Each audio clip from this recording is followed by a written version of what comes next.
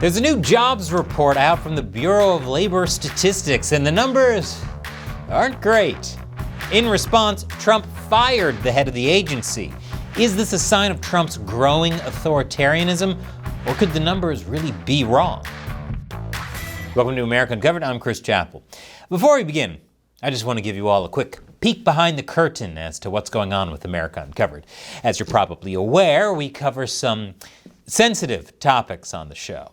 Over the last week, we did one on America's homeless epidemic, as well as something very bad that happened in Midtown Manhattan. Both of these videos were demonetized. If we take a look at the back end, we can see the homeless episode got more than 100,000 views and almost 1,000 new subscribers. Hey, not bad. But for all that hard work, YouTube gave us a whopping $45. That hurts, YouTube. Maybe next time you can spit in my coffee while you're at it. Needless to say, $45 isn't enough to keep this show going. And that's why I'd like to give a big thank you to this episode's sponsor. You see, in 2025, 51% of companies are already using AI. Microsoft, Amazon, Google, they've all laid off thousands. 40% of people fear AI will take their job this year. But these companies are also hiring people who know how to use AI. So let me introduce you to an incredibly powerful 2-day AI mastermind happening this weekend. 2 days with expert mentors, 16 hours of learning, and 10 plus AI tools to help you go from AI rookie to AI pro. The AI mastermind has been attended by 4 million people across the globe in the last 12 months. This training is worth $895, but we've partnered with Outskill to make it completely free for you.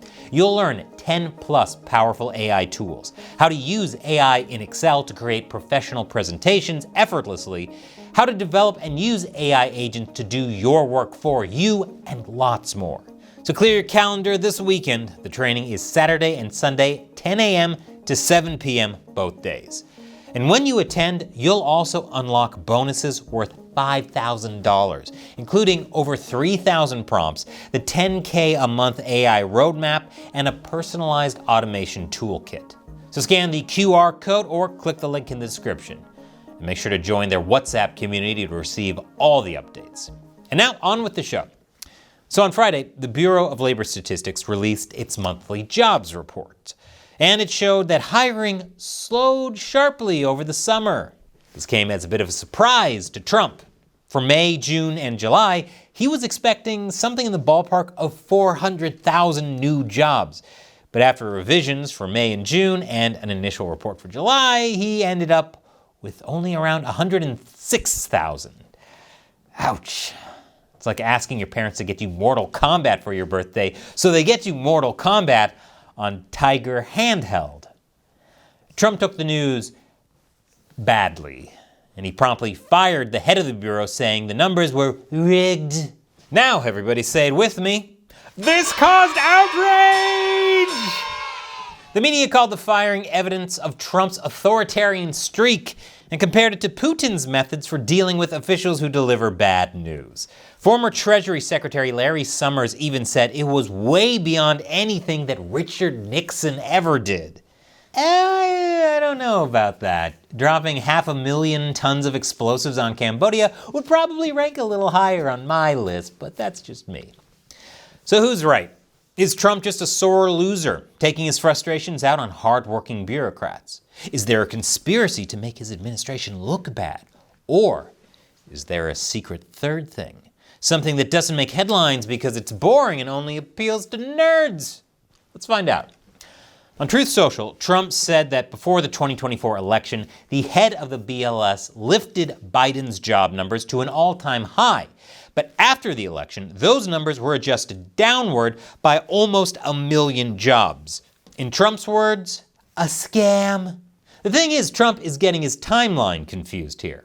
There was a correction to Biden's job numbers between 2023 and 2024, more than 800,000 fewer than expected. But that news came out before the election, all the way back in August. Candidate Trump even criticized them for it. Though honestly, I understand. play-a-hatin' is a full-time job, and you're bound to make mistakes from time to time. Much love to the haters, especially those of you in the comments. You're out here doing the work. But back to the lecture at hand. What led to such a huge drop in Trump's numbers? While it's true, lifer bureaucrats aren't the biggest fans of the "you're fired" guy, let's take a page from Robert Hanlon and never attribute to malice that which is adequately explained by stupidity. Stupidity is too harsh. Let's call it incompetence. At least that's what the White House calls it. But in a lot of ways, it's not the Bureau's fault. As a National Review points out, counting jobs is really, really hard. The truth is, the Bureau can't get accurate statistics because most employers just don't respond to job surveys. Before COVID, the survey response rate was about 60%. Today, it's just 43%. Plus, there's seasonal work. Think high schoolers lifeguarding the pool at your local YMCA, or farm workers picking strawberries during the harvest season. Are these people employed or not employed when the Bureau takes its survey? Sure, the BLS tries to account for this, but in the end, an educated guess is still a guess. Tack this onto the fact that businesses form and fail in hundreds of thousands each month. The BLS has a decent chance of sending its surveys to companies that don't exist anymore. And don't forget all the businesses that formed as a result of COVID relief money. A lot of these were phony businesses, but how many existed and for how long is anyone's guess. Full disclaimer, when I got my COVID money, it all went directly into my Steam wallet so I could buy every Kojima game they had. That's called research. But anyway, this recent report is the biggest unexpected monthly revision in almost 60 years, not counting the pandemic. That doesn't necessarily mean there's a conspiracy to undermine Trump, but it does point to problems with the methodology. Kevin Hassett, director of the White House National Economic Council, explains. And if I were running the BLS and I had a number that was a huge politically important revision, the biggest since 1968, actually revisions should be smaller, right, because computers are better and so on, then I would have a really long report explaining exactly what happened. And we didn't get that. And that's exactly the point, whether it's under Biden or Trump or Richard Nixon. America has a problem getting its numbers straight. First, we get one set of numbers, but a few months later, we get a revision that changes the whole picture. The media jumps on it, of course, but the long-term effect is that the American people have less and less trust in their institutions. To quote Mark Twain, there are lies, damned lies, and statistics. Let's face it, the economy is an extremely complex system. There's a million factors to take into account, and trying to form a statistical model around those factors means there's a lot of blind spots. There's just no way to get a full picture. Think of your own life. Do you feel like the economy is getting better or worse? I'm sure each and every one of you will have a different response. For example, the GDP continues to grow, but life expectancy has stagnated for 15 years. The stock market is up, but job growth has stalled. What I'm getting at is the only person who knows whether the economy is working for you is you. Statistics can only get you so far. But still, there is some good news. Whether you're a fry cook, a high-powered CEO, or collecting Social Security after that time you slipped on pee-pee at the Walmart, you can take comfort in knowing that you made more than $45 because YouTube decided to stick a knife in your back for talking about the homeless. What are you doing to me, Google? In any case, don't get left behind when everyone else is learning how to use AI.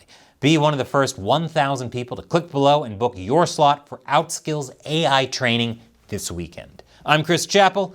Thanks for watching America Uncovered.